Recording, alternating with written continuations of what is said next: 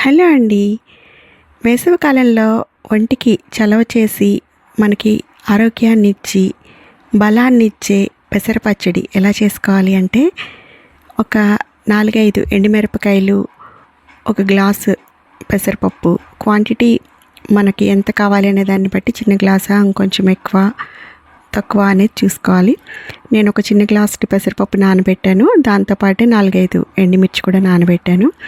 ఒక గంట నానిన తర్వాత పెసరపప్పుని, ఎండుమిర్చిని మిక్సీ జార్లో వేసుకుని, ఇది నిమ్మకాయ వేసుకుని కూడా చేసుకోవచ్చు, కానీ ఇప్పుడు మామిడికాయ సీజన్ కాబట్టి నేను పచ్చి మామిడికాయని ఒక హాఫ్ ముక్క తీసుకుని వేశాను.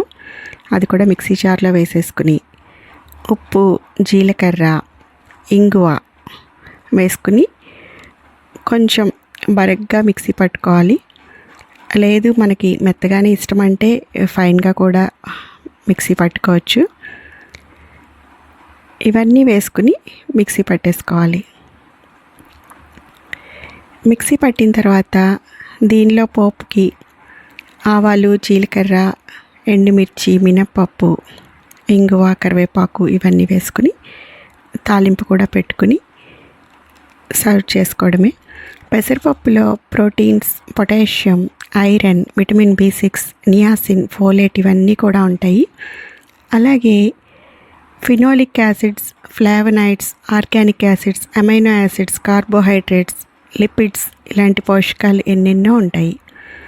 పెసరపప్పులో antioxidants, antimicrobial, anti inflammatory, antidiabetic, antihypertensive, anti tumour లక్షణాలు కూడా ఉన్నాయి. పెసరపప్పును క్రమం తప్పకుండా ప్రతిరోజు మన ఆహారంలో తీసుకోవడం వల్ల ఎన్నో ఆరోగ్య సమస్యల నుంచి దూరంగా ఉండొచ్చు. ముఖ్యంగా వేసవికాలంలో మన శరీరానికి చలవ చేస్తాయి. ఏదో ఒక పప్పుని మనం ప్రతిరోజు అన్ని రకాల పప్పులు కూడా వాడుతూ ఉండాలి. పెసరపప్పుని ఆయుర్వేదంలో క్వీన్ ఆఫ్ పల్సెస్ అని కూడా అంటారు. అంటే పప్పులన్నిట్లో కూడా ఇది రాణిలాగా అన్నమాట.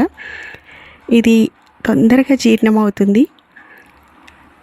ఎలాంటి వారికైనా కూడా, అంటే ఆల్రెడీ ఒంట్లో బాగాలేనప్పుడు కూడా తొందరగా జీర్ణమవుతుంది.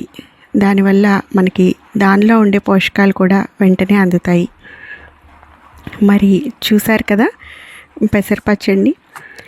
మామిడికాయ వేయడం వల్ల కొంచెం పులుపు కూడా వస్తుంది, లేదంటే నిమ్మకాయ కూడా వేసుకుని చేసుకోవచ్చు. ఇలాంటి మంచి వీడియోస్ కోసం తప్పకుండా మన ఛానల్ని సబ్స్క్రైబ్ చేయండి, లైక్ చేయండి, షేర్ చేయండి.